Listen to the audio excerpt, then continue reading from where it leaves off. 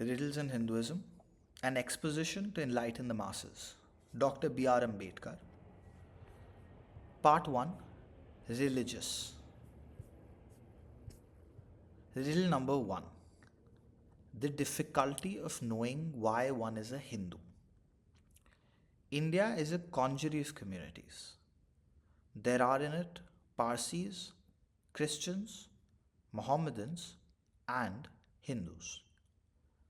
The basis of these communities is not racial.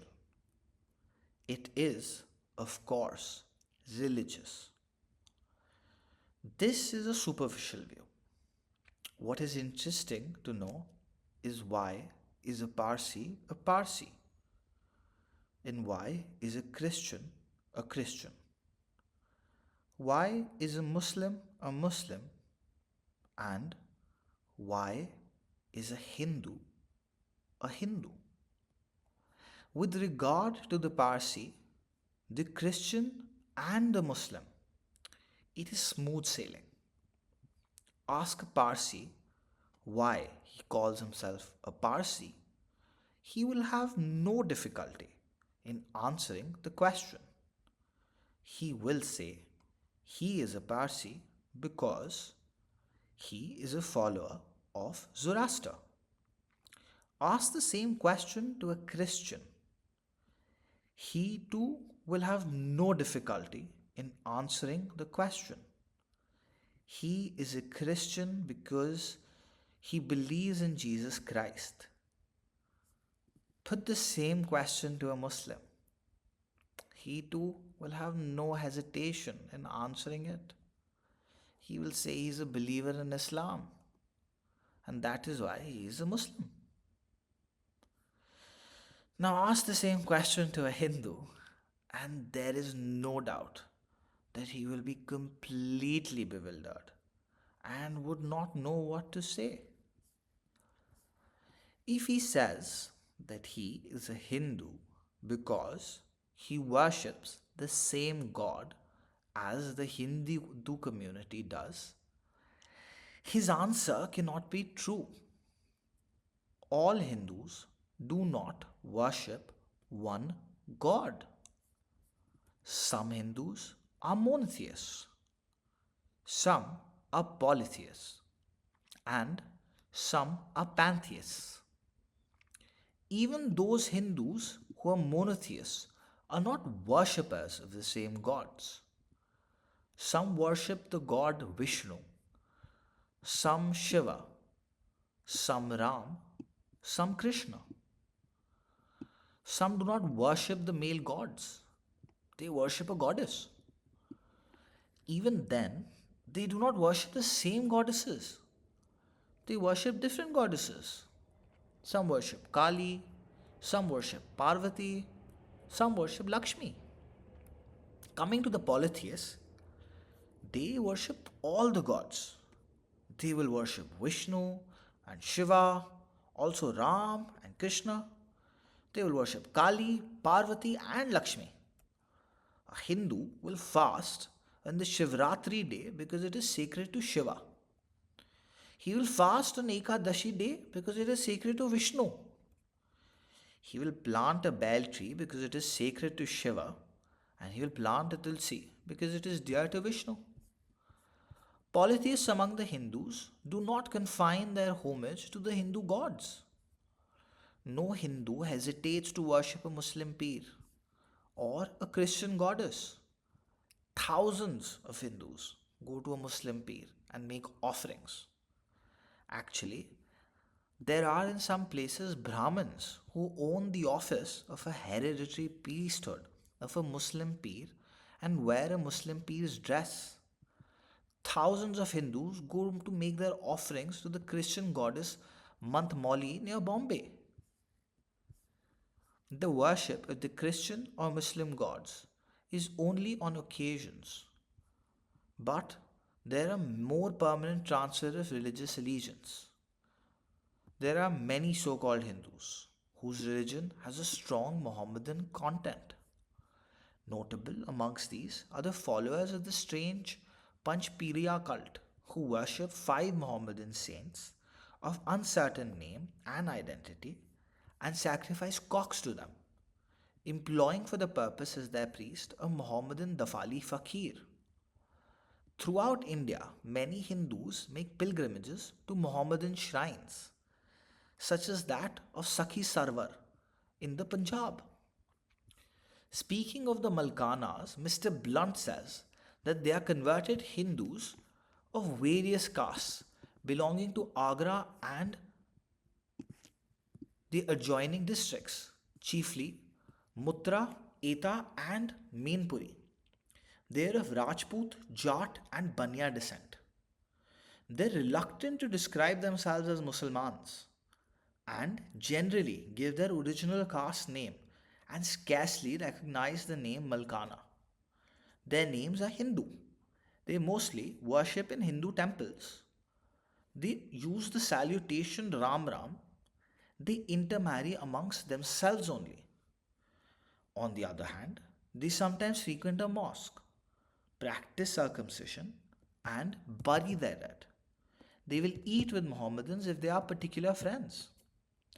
In Gujarat, there are several similar communities, such as the Matiya Kunbis, who call in Brahmins for their chief ceremonies, but are followers of the Pirana saint Imam Shah and his successors, and bury their dead as do the Mohammedans. The Sheikhadas at their weddings employ both Hindu and a Mohammedan priest, and the Momans who practice circumcision bury their dead and read the Gujarati Quran, but in other respects follow Hindu custom and ceremonial. If he says that I am a Hindu because I hold to the beliefs of the Hindus, his answer cannot be right. For here, one is confronted with the fact that Hinduism has no definite creed. The beliefs of persons who are by all admitted to be Hindus often differ more widely from each other than those of Christians and Mohammedans. Limiting the issue to cardinal beliefs, the Hindus differ amongst themselves as to the beliefs which are of cardinal importance. Some say that all the Hindu scriptures must be accepted, but some would exclude the Tantras, while others would regard only the Vedas as of primary importance. Some again think that the sole essential is belief in the doctrine of karma and metempsychosis, a complex congeries of creeds and doctrines is Hinduism. It shelters within its portals monotheists, polytheists, and pantheists, worshippers of the great gods Shiva and Vishnu, or of their female counterparts, as well as worshippers of the divine mothers or the spirits of trees, rocks, and streams, and the tutelary village deities, persons who propitiate their deity by all manner of blood sacrifices, and persons who will not only kill no living creature, but who must not even use the word quote cut. Those whose ritual consists mainly of prayers and hymns, and those who indulge in unspeakable orgies in the name of religion, and a host of more or less heterodox sectaries, many of whom deny the supremacy of the Brahmins, or at least have non Brahminical religious leaders.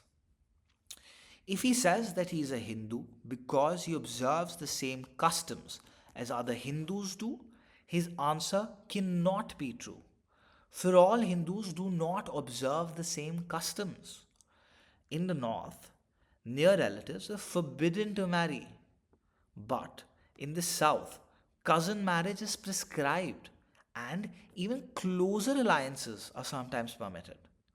As a rule, female chastity is highly valued, but some communities set little store by it, at any rate, prior to marriage, and others make it rule to dedicate one daughter to a life of religious prostitution. In some parts, the women move about freely. In others, they are kept secluded. In some parts, they wear skirts. In others, trousers. Again, if he said that he is a Hindu because he believes in the caste system, his answer cannot be accepted as satisfactory. It is quite true that no Hindu is interested in what his neighbor believes, but he is very much interested in knowing whether he can eat with him or take water from his hands. In other words, it means that the caste system is an essential feature of Hinduism, and a man who does not belong to a recognized Hindu caste cannot be a Hindu. While all this is true, it must not be forgotten that observance of caste is not enough. Many Muslims and many Christians observe caste, if not in the matter of interdining, certainly in the matter of intermarriage. But they cannot be called Hindus on that account. Both elements must be present. He must be a Hindu and he must also observe caste. This brings us back to the old question: who is a Hindu? It leaves us where we were. Is it not a question for every Hindu to consider why, in the matter of his own religion, his position is so embarrassing and so puzzling? Why is he not able to answer so simple a question which every Parsi, every Christian, and every Muslim can answer? Is it not time that he should ask himself, what are the causes that has brought about this religious chaos?